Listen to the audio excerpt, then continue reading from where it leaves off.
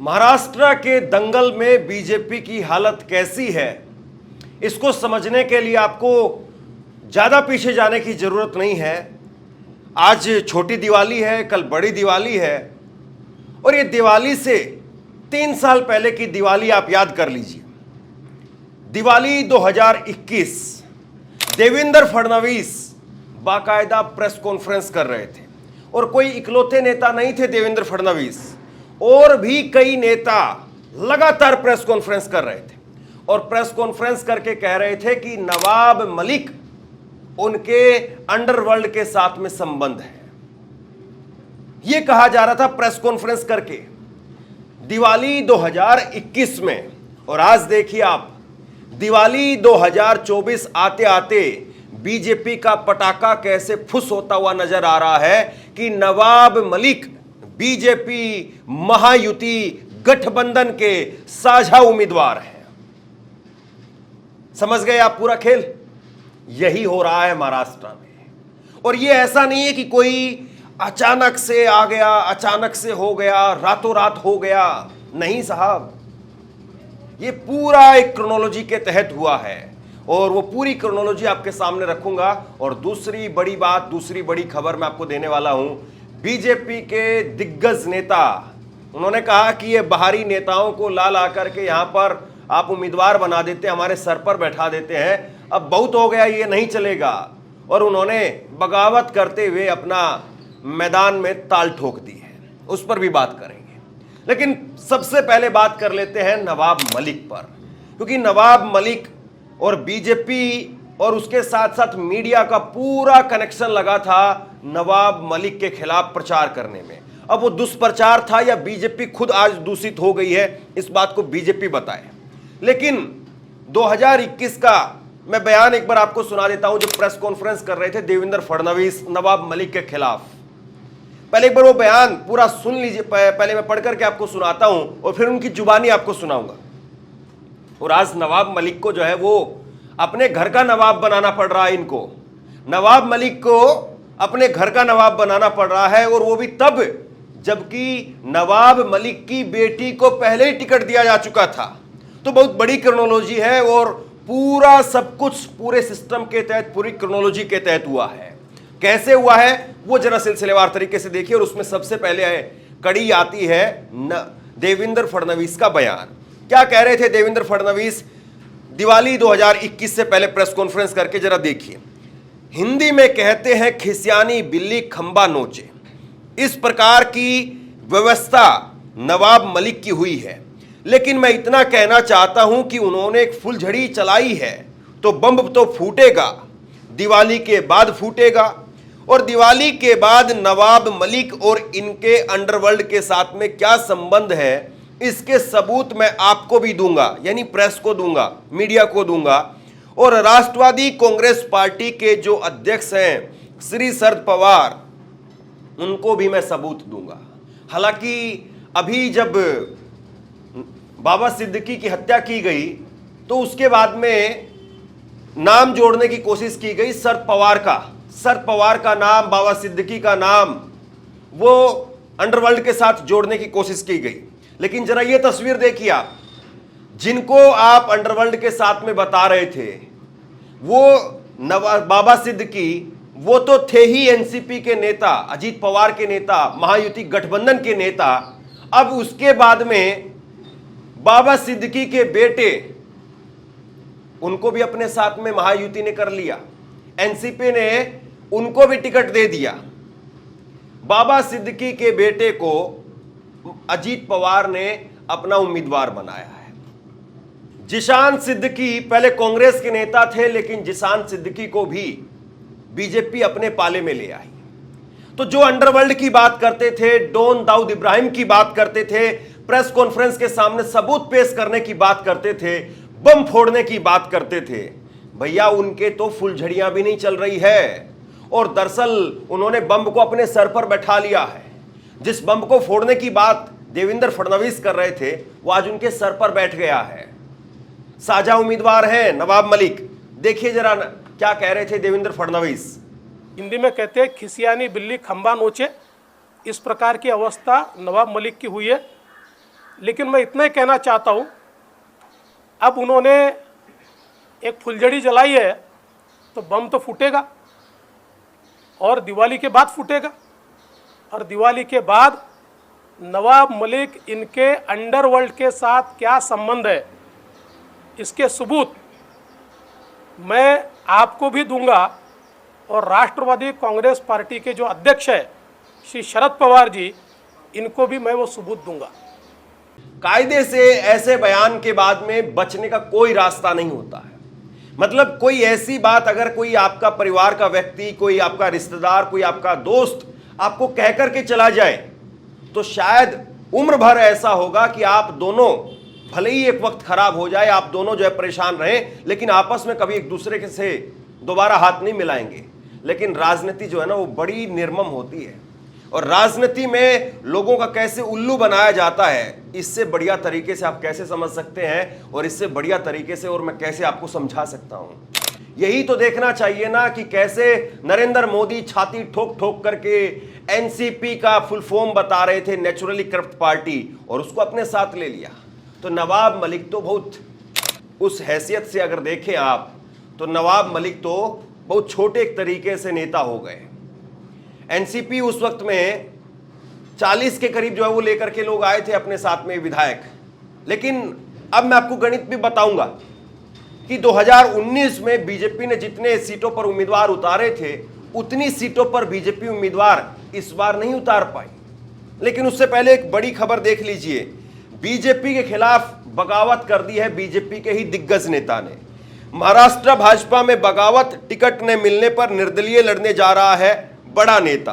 Gopal Shetty NDTV से बातचीत में उन्होंने कहा कि बाहरी उम्मीदवारों को मैदान में उतारने की परंपरा का विरोध करना जरूरी है और इसीलिए मैंने स्वतंत्र प्रत्याशी के तौर पर चुनाव लड़ने का फैसला किया है। उन्होंने कहा कि चाहे जो कुछ भी हो जाए मैं पीछे हटने वाला नहीं हूं।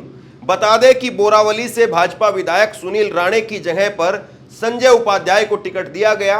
वह मुंबई इकाई के महासचिव हैं। टिकट न मिलने पर भड़के शेट्टी ने कहा, मुझे तो चुनाव लड़ने में कोई दिलचस्पी नहीं थी, मगर मेरे समर्थकों ने मुझे स्थिति की गंभीरता के बारे में बताया और इसके बाद में मैंने चुनावी ताल ठोकने का मन बना लिया है। बीजेपी के अंदर यह हालत हो रही है कि एक वक्त में जो बीजेपी के सर्वे सर्वा थे या बीजेपी का झंडा लेकर के लड़ाई लड़ने का काम करते थे, आज वो हाशिए पर आ गए। और उनके हाशिए पर आने से पार्टी में एक बहुत बड़ा तबका है जो अपने आप में असंतोष अपने मन में पाल करके जी रहा है। लेकिन वही है ना, हर चीज की एक उम्र होती है, प्यार की भी उम्र होती है, गुस्से की भी उम्र होती है, और किसी चीज को अपने दिलो जहन में दबाए रखने की भी एक उम्र होती है, और उसके बाद में चीजें अपने आप बाहर आ ही जाती हैं। वही आज होता हुआ नजर आ रहा है।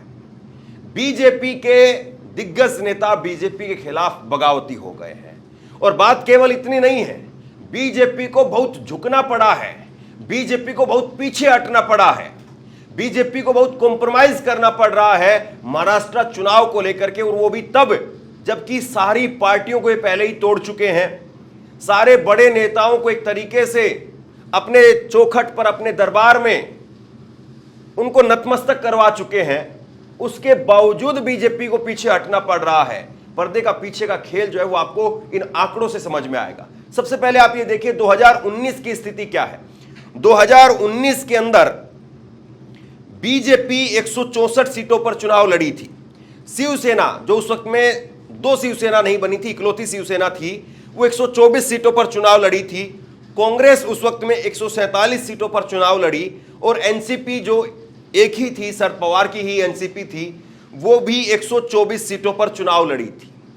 तो बीजेपी जो 164 सीटों पर चुनाव लड़ी थी, आज वही एनडीए के महायुति के बैनर के नीचे बीजेपी 148 सीटों पर आ गई है। यानी 16 सीटों पर बीजेपी ने यहां पर कॉम्प्रोमाइज किया, और फिर भी जो है वो कई सीटों पर ऐसा हो रहा है कि शिवसेना का सिंबल है, नेता बीजेपी का है, तब भी बीजेपी ने और कॉम्प्रोमाइज किया है। शिवसेना जो शिंदे की है वो 80 सीटों पर चुनाव लड़ रहे हैं, और पिछली बार 124 सीटों पर चुनाव लड़े थे, तो वहां पर भी इनको भी कॉम्प्रोमाइज करना पड़ा। एनसीपी अजीत पवार, ये पिछली बार एनसीपी 124 पर लड़ी थी, इस बार सिर्फ 53 सीटों पर चुनाव लड़ रही है, और 5 सीटें इन्होंने अन्य के लिए छोड़ी है। वहीं पर अगर महाविकास आघाड़ी की बात करें तो महाविकास आघाड़ी कांग्रेस 102 सीटों पर चुनाव लड़ रही है। कांग्रेस भी पिछले बार 147 सीटों पर चुनाव लड़ रही थी, उनको भी कॉम्प्रोमाइज करना पड़ा। शिवसेना उद्धव ठाकरे वो 89 सीटों पर चुनाव लड़ रहे हैं, पिछली बार 124 सीटों पर चुनाव लड़े थे। एनसीपी शरद पवार 87 सीटों पर चुनाव लड़ रहे हैं, पिछली बार ये भी 124 सीटों पर चुनाव लड़े थे, अन्य 6 सीटों पर चुनाव लड़ रहे हैं। तो ये इनकी जो है वो यहां पर स्थिति है। और सबसे बड़ी बात यह है कि तकरीबन यहां पर बराबरी का मुकाबला दिखता है, मतलब 10-20 सीटों का अंतर है, बाकी सब लोग बराबर हैं। लेकिन बीजेपी अपने आप को बहुत बड़े भाई की भूमिका के तौर पर दिखाने की पूरी कोशिश कर रही है, लेकिन बीजेपी की तब भी स्थिति उतनी अच्छी नहीं है, यह साफ तौर पर दिखता है। देखिए, महाराष्ट्र के अंदर जो जमीन है वो सीधे तौर पर यह बताती है, और ये लोकसभा चुनाव के अंदर भी निकल करके सामने आया कि वहां पर बगावत जैसा जो शब्द है जिसको हम इस्तेमाल करते हैं, वहां पर लोग बगावत जैसा शब्द इस्तेमाल नहीं करते हैं, वहां पर गद्दारी कहा जाता है कि गद्दार हो तुम, गद्दारी की है तुमने, वफादारी नहीं की है तुमने बाला साहब ठाकरे के साथ में गद्दारी कर दी, तुमने शरद पवार के साथ में गद्दारी कर दी। और इसीलिए जो लोकसभा का चुनाव हुआ, लोकसभा के चुनाव में 30 सीटों पर इंडिया गठबंधन जीतने में कामयाब रहा, और सारी पार्टियों को तोड़ने के बाद, सब कुछ करने के बाद भी बीजेपी दहाई के आंकड़े तक नहीं पहुंच पाई। सिर्फ 9 सीटों पर, 28 सीटों पर उम्मीदवार उतारे और सिर्फ 9 सीटों पर ही बीजेपी जीत पाई। तो कुल मिलाकर के ये जो स्थिति है ये अपने आप में बयां करती है, बताती है कि बीजेपी की हालत महाराष्ट्र में अच्छी नहीं है। भले ही मोदी जी कितना भी दावा करते रहे, और जिस तरीके से नरेंद्र मोदी अब यहां पर महाराष्ट्र की चुनाव की प्रचार कमान संभालेंगे, हालांकि उनको लग रहा है कि हरियाणा में जीत के बाद में अब महाराष्ट्र आसान हो जाएगा, लेकिन महाराष्ट्र का जो समीकरण है, महाराष्ट्र की जो राजनीति है, महाराष्ट्र में जिस प्रकार से उठापटक इस वक्त में चली हुई है, ऐसा लगता है कि हरियाणा का चुनाव जो है वो इस पर कोई असर नहीं डाल पा रहा। दूसरी बड़ी बात, हरियाणा जो है वो बहुत छोटा राज्य है। हरियाणा में 90 सीटें हैं और यहां पर 288 यानी करीब 290 सीटें आप मान करके चलिए, मतलब हरियाणा से 200 सीट और ज्यादा हैं, 3 गुना जो है वो बड़ा है हरियाणा से। वैसे तो खैर क्षेत्रफल के हिसाब से जाएंगे तो आपको और बड़ा मिलेगा। लोकसभा में हरियाणा में 10 सीटें हैं और यहां पर 48 सीटें हैं, वहां पर 5 गुना ज्यादा सीटें हैं। तो कुल मिलाकर के जो महाराष्ट्र की राजनीति है, महाराष्ट्र का जो इस वक्त में जो जमीनी रुझान दिख रहा है, बीजेपी उससे भली भांति परिचित है, और बीजेपी समझती है कि अगर हमने अपने आप को यहां पर थोड़ा पीछे नहीं किया तो हम बहुत पीछे जा सकते हैं। और बीजेपी इस बात को भी समझती है कि उद्धव ठाकरे जितने मजबूत होंगे या फिर जो शरद पवार हैं वो मजबूत होंगे, तो उसके बाद में हमने जो उनके 2 मुखौटे लेकर के आए, यानी एकनाथ शिंदे और अजीत पवार, ये मुखौटे भरे हैं। वरना आप बताइए कि अगर ये जो है अजीत पवार क्या अपनी सीट पर अपनी पत्नी को चुनाव नहीं जितवा पाए, तो वो आज जो है वो अपनी पार्टी को वहां पर चुनाव जिता पाएंगे। शरद पवार के सामने अजीत पवार की कितनी चलती है, सिर्फ 1 सीट जीत पाए लोकसभा के अंदर। तो ये सारी समीकरण, सारा गणित वो बीजेपी के जहन में भी है, और बीजेपी को भी पता है कि उनकी इस बार दाल कितनी गल रही है और कितनी नहीं। और इसीलिए नवाब मलिक, जिनके बारे में कह रहे थे कि इनके डॉन के साथ में, दाऊद इब्राहिम के साथ में संबंध है, अंडरवर्ल्ड के साथ में संबंध है, और अगर यही नवाब मलिक को शरद पवार टिकट दे देते तो देखिए मोदी जी फिर कैसे छाती पीटते।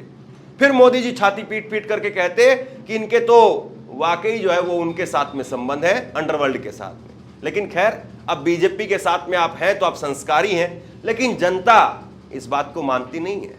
जनता उसी बात को मानती है जो उसको ठीक लगती है, और जनता को ठीक क्या लग रही है वो 20 तारीख को पता चलेगा। बहरहाल इस वीडियो को शेयर कीजिए, लोगों तक पहुंचाइए, और इसी तरह की तमाम खबरों के लिए ऑनलाइन न्यूज़ इंडिया को सब्सक्राइब कीजिए। आपका बहुत बहुत धन्यवाद।